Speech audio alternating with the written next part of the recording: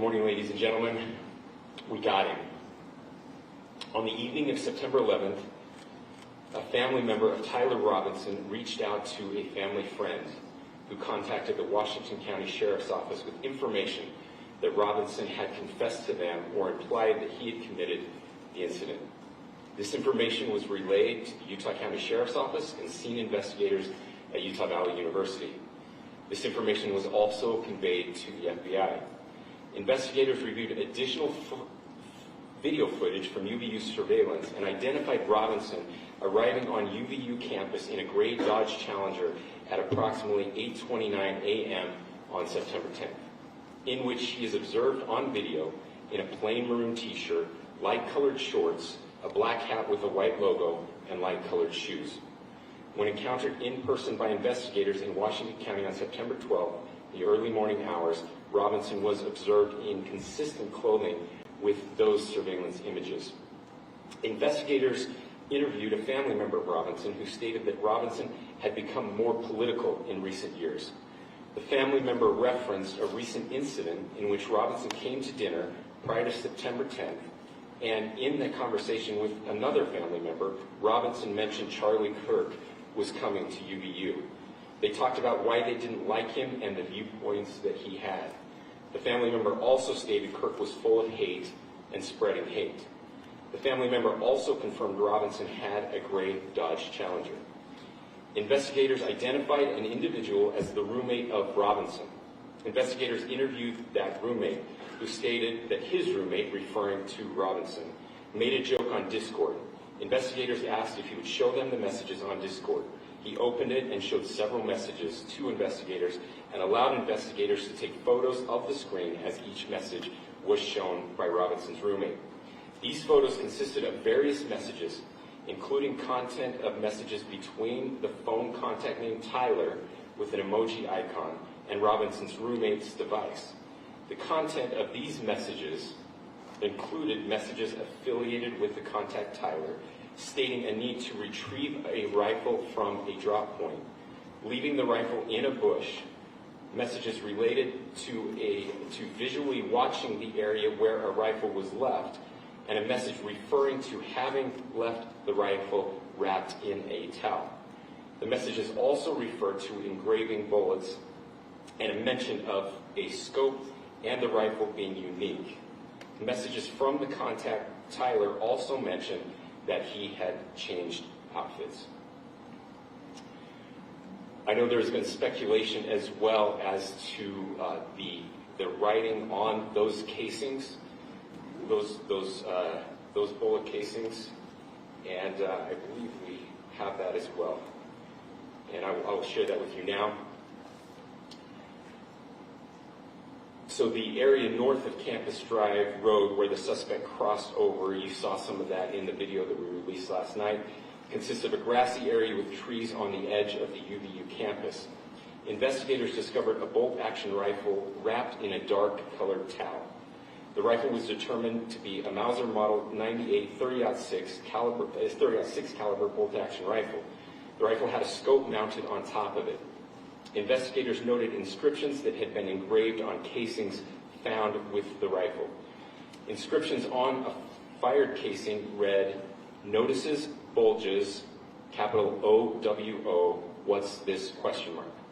Inscriptions on the 3 unfired casings read, "Hey fascist, exclamation point, catch, exclamation point."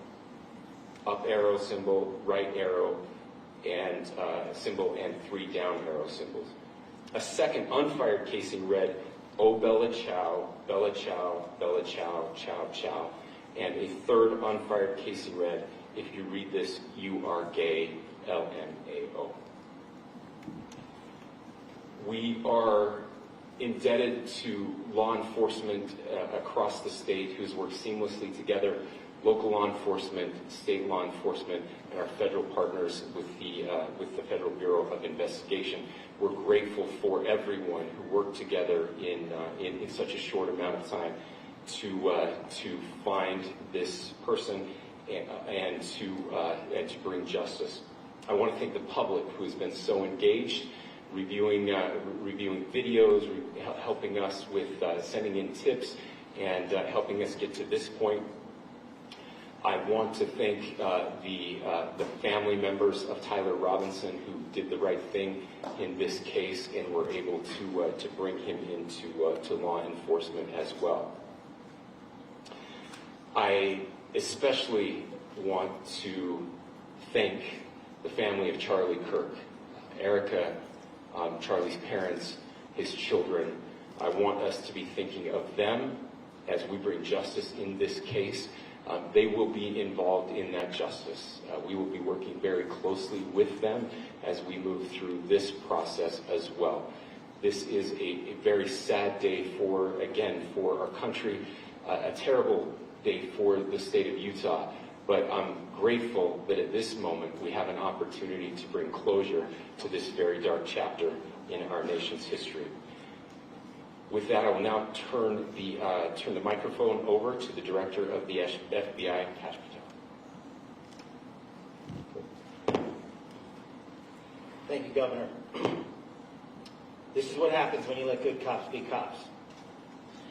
The FBI and our partners are proud to stand here today together to bring justice to the family of Charlie Kirk and honor his memory. I want to express my deep gratitude to President Trump, the Vice President, and the entire White House who have been so incredibly supportive with both resources and just personally to the FBI as a team. They had our backs the entire way, and I just want to express my gratitude for giving us the resources we need to operate in this space to bring this sort of justice at this sort of speed. In 33 hours, we have made historic progress for Charlie. Governor Cox, our partnership has been absolutely incredible these last few days. Our partnership will endure. Your state and local partners, your sheriffs, your DPS community has been unbelievably impressive in the hardest of times. And a case like this cannot be solved, cannot be brought without partnering with your state and local authorities. The FBI has a certain role to play, and we will play that role, and we will lead out to the federal government. Governor Cox, we are so grateful for your state partnership that led out on this investigation. A little bit of the timeline. Charlie was shot at 12:23 p.m. on Wednesday. The first FBI agents arrived on scene in 16 minutes with chiefs of police at 12:39 and secured the scene. The FBI immediately launched fixed-wing assets. We utilized these assets to transport personnel, specialty technicians, hostage rescue teams. We also utilized these assets to go back and forth from the East Coast and here in Utah to transport forensic evidence and other evidence that will be analyzed and is being analyzed at our FBI laboratories in Quantico and other laboratories, including the ATF. At my direction, the FBI released the first set of FBI photos of the suspect at 10 a.m. local time on 9/11. Then, shortly thereafter, the FBI reward of $100,000 was released at 10:45 a.m. local. Myself and Deputy Director Bongino arrived on the scene at approximately 5:30 p.m. on 9/11. The governor led a press conference last night at approximately 8 p.m., where at my direction, the FBI released a never-before-seen video of the suspect. We also released new images to the public of the suspect. And just last night, the suspect was taken into custody at 10 p.m. local time.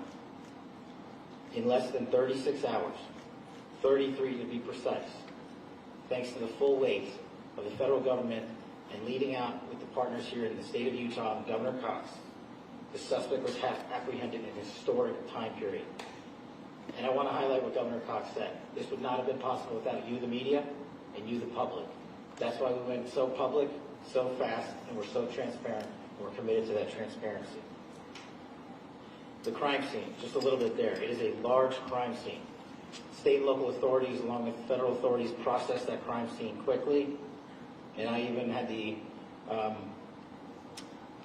ability to walk through that crime scene and walk through the steps the suspect took to learn more about what was needed and what resources we needed to bear to create a full picture for the FBI and leadership back in Washington.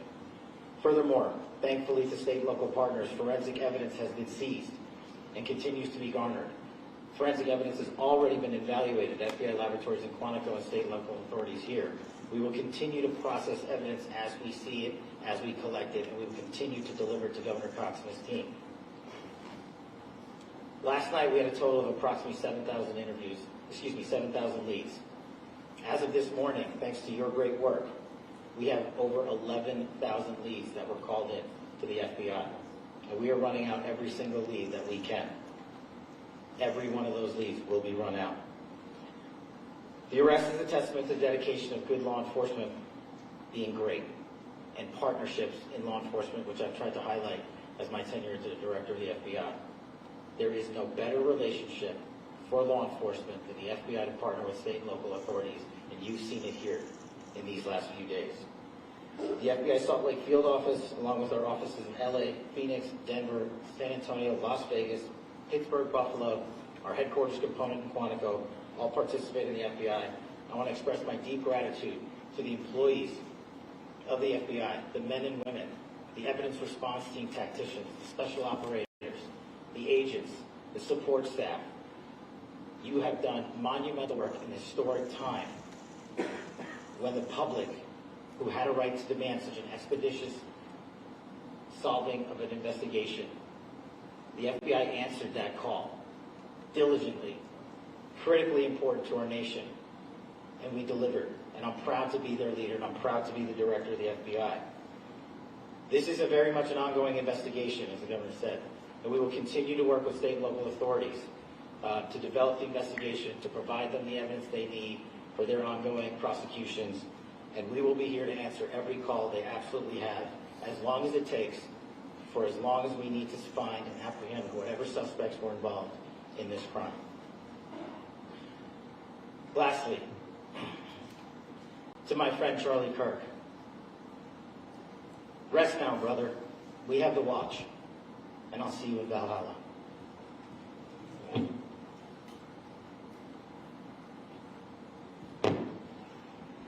Thank you, and good morning.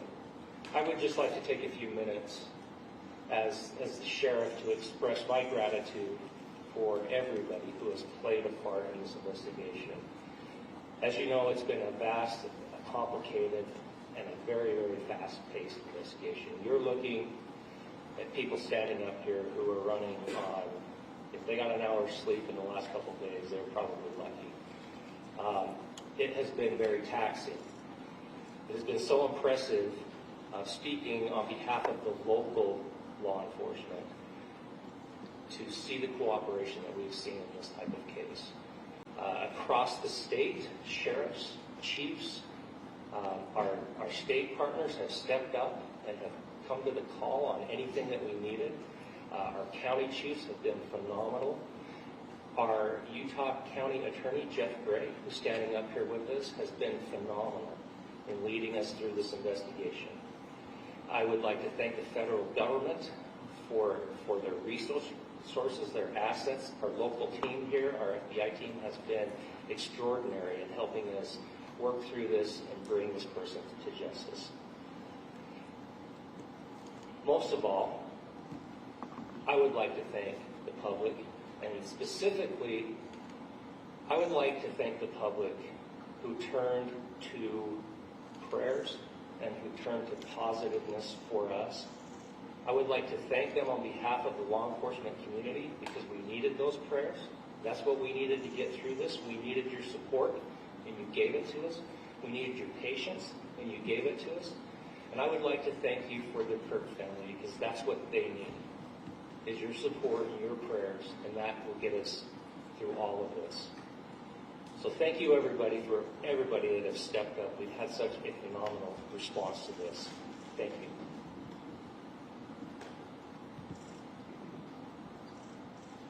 I also want to give a special thanks to the Attorney General and the Department of Justice.